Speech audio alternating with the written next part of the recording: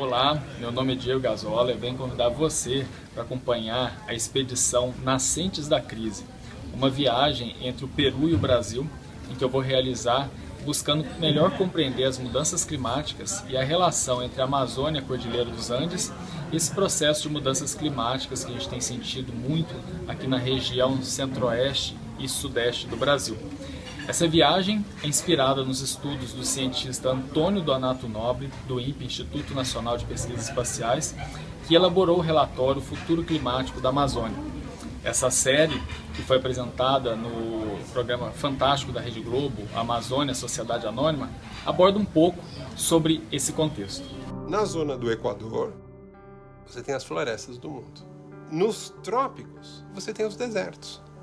No entanto, esse que eu chamo de quadrilátero da sorte, que vai de Cuiabá no norte, Buenos Aires no sul, São Paulo no leste e os Andes, a Cordilheira dos Andes no oeste, é uma região que está nessa zona de ar seco que desce de Hadley e não é deserto. Por quê?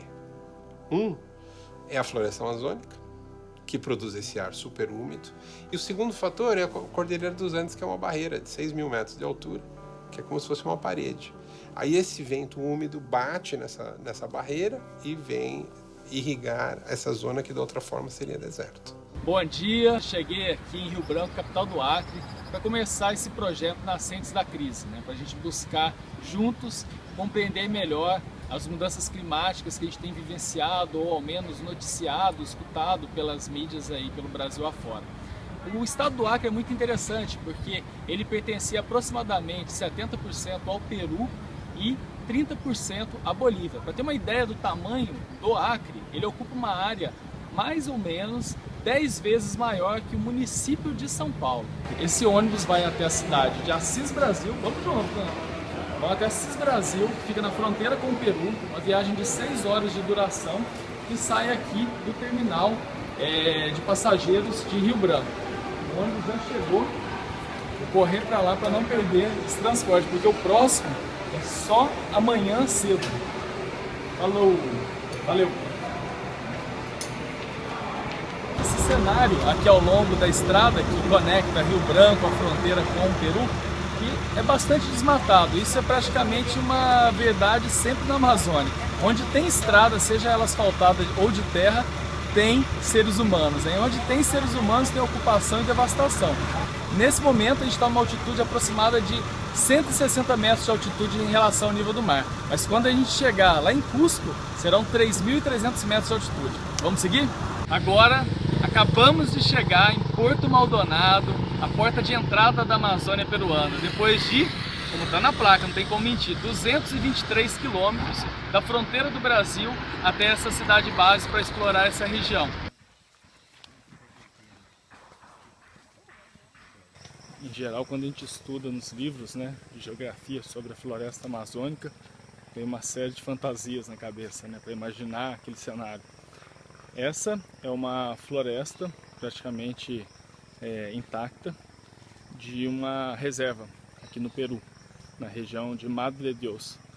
E é possível ver que as plantas se sobrepõem na busca pelo sol.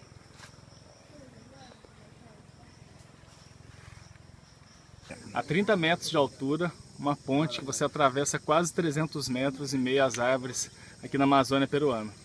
Esse atrativo faz parte dos pacotes aqui da Reserva Amazônica Inca-Terra. Nesses 30 metros, a diversidade de folhas é muito grande. É muito maior do que a grama, por exemplo, em uma pastagem de gado. E isso demonstra a importância da floresta em pé para que esse vapor suba e gerem as chuvas que descem para a região centro-oeste e sudeste do Brasil, principalmente no verão hemisférico. Esse é o Lago Sandoval, tem cerca de 3 quilômetros quadrados, ele é irrigado pelo rio Madre de Dios e é uma das grandes atrações aqui da Reserva Amazônica da Inca-Terra. É um ótimo lugar para se observar pássaros em grande diversidade.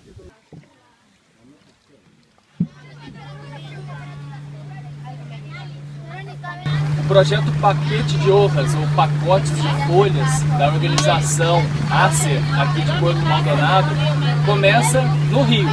Aqui os alunos, uma média de 12, 13 anos, tem aula que é facilitada por alguns monitores e eles vão daqui a pouco vivenciar essa experiência numa área de preservação da Inca Terra.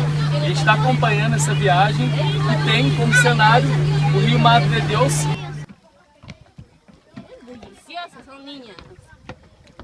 Depois de uma série de análises sobre a qualidade da água, desde o pH dela, a quantidade de oxigênio que há nessa região, esses estudantes aqui de Porto Maldonado, nesse projeto da ACER, uma ONG que atua aqui na cidade, vão fazer agora a experimentação que é o pacote de folhas. Esse pacote ficou durante algumas semanas aqui imerso na água e agora eles retiram e começam a mensurar a quantidade de animais que começaram a se reproduzir e a viver nesse habitat. Isso é um indicador da qualidade da água aqui também, nessa região da Amazônia peruana.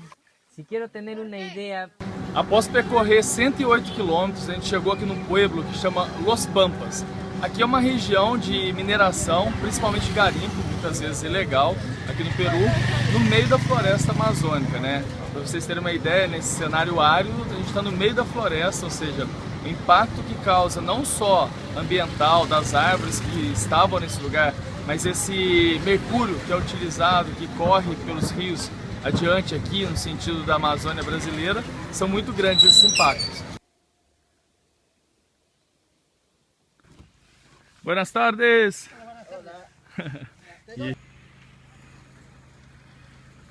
Chegamos em 15 mil, um vilarejo que está entre Porto Maldonado e Cusco. 15 mil é muito conhecida por quê? Pela curiosidade de ser o local que mais chove, não só na Amazônia peruana, em todo o país, o Peru. Então imaginem vocês o nível de umidade nesse momento, a gente está todo aqui se colando aqui da umidade, apesar de não estar chovendo.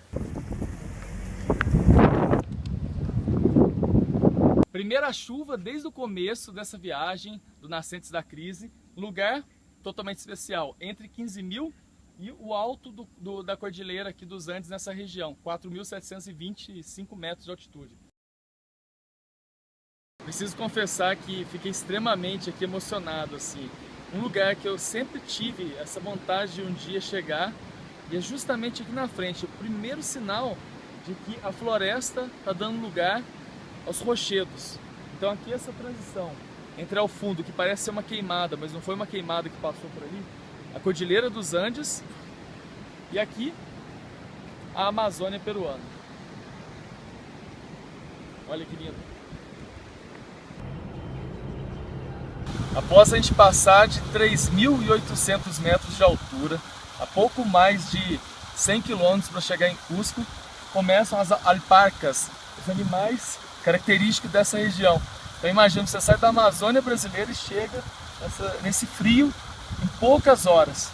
Abra Piruaiane, o ponto mais alto dessa estrada interoceânica no trajeto entre o Brasil e Machu Picchu. Pôr do sol, nesse horizonte, os picos nevados que passam de 5.500 metros de altitude.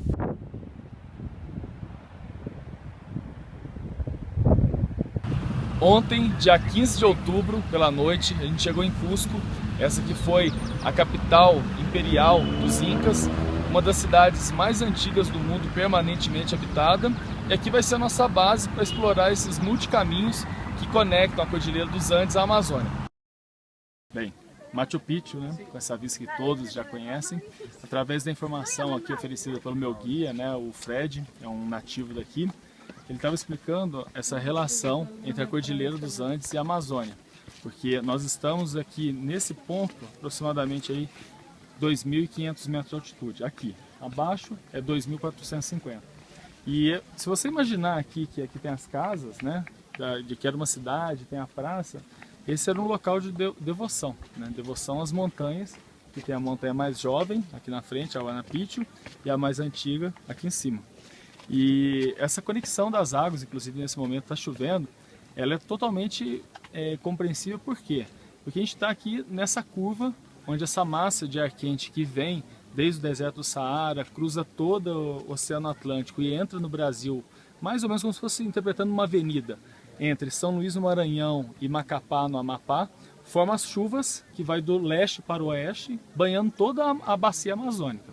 Passa pelo Pará, pelo Amazonas, passa pelo Acre. Quando chega no Acre, na fronteira com o Peru, que é essa região, ela faz uma curva e banha principalmente no verão do hemisfério sul, São Paulo, essa região centro-oeste e sudeste do Brasil, com as chuvas abundantes. Aqui já começa essa baixada para a Amazônia, né?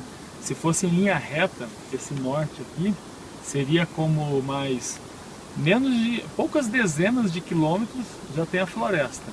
E é para lá que a gente vai. Após essa passagem aqui por Machu Picchu Pueblo, ou Águas Calientes, amanhã a gente segue descendo paralelo a esse rio do Canota. A intenção é seguir o fluxo do Rio Sagrado, né, aqui para os Incas, até chegar onde ele realmente se encontra com a Amazônia peruana.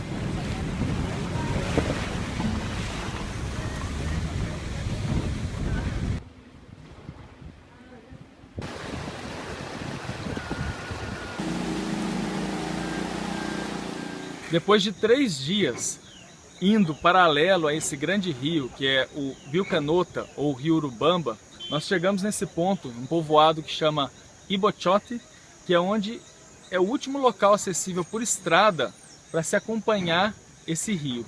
Daqui para frente, ele tem uma característica barrenta, até ele se encontrar com o Rio Amazonas em Iquitos, aliás, formar o Rio Amazonas em Iquitos, no norte do Peru. E daqui para baixo, a característica dele, ele forma um paredão durante aproximadamente 5 quilômetros e a gente vai chegar num povoado que chama Pongo de Mainique, que diz que ali é um lugar muito especial, com muitas cachoeiras, e dali para frente forma a planície amazônica. Durante a noite, desde quando a gente chegou aqui nessa região, tinha vários raios no céu, muita chuva. Isso é uma característica das florestas tropicais, o indício que nós estamos nessa região onde a Amazônia se encontra com a Cordilheira dos Andes. E eu vou descer agora em uma embarcação de mantimentos, estamos próximos do acesso a Pongo de Mainique. Outra lancha subindo aqui. Essa região são os canyons, que é a última barreira vertical antes do Rio Urubamba, ou Rio Canota, se transformar em um rio na planície amazônica. Depois que nós atravessamos o Pongo de Mainique, o cânion de pedra, agora a vegetação muda nesse entorno. As pedras dão lugar a uma terra aparentemente argilosa, cor vermelha. A gente chegou no ponto limite até onde a gente vai descer, sentido aí a Amazônia brasileira. E já sigo sentido Cusco para sair no terceiro caminho para a Amazônia peruana.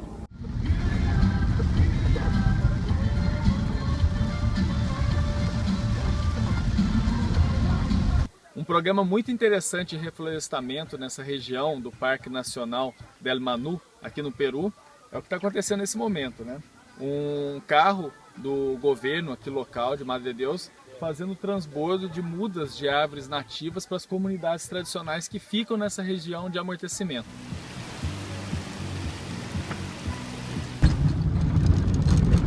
Chegada ao ponto mais alto da estrada que faz a divisa entre a Cordilheira dos Andes e a Amazônia peruana, seguindo pela região do Parque Nacional del Manu. A mais de 3.600 metros de altitude, esse é a região do Mirante das Três Cruzes, a transição entre a Cordilheira dos Andes e a Amazônia. Como a gente chegou aqui no final da tarde, toda essa neblina, essa umidade, está subindo da Amazônia e atrás fica a região da Cordilheira dos Andes. O esforço de guerra contra a ignorância e pela consciência da necessidade vital das florestas é a melhor estratégia para harmonizar a sociedade, começando pelos governantes, em torno do objetivo comum de recuperar o tempo perdido, criando chances reais de evitarmos o pior dos desastres climáticos. Entretanto, se a despeito da montanha de evidências científicas não formos capazes de agir, ou se formos lentos demais, então é provável que tenhamos que lidar com prejuízos incompreensíveis para quem sempre teve sombra e água fresca providas graciosamente pela grande floresta. Esse é o relatório Futuro Climático da Amazônia Brasileira, a bússola desse projeto Nascentes da Crise.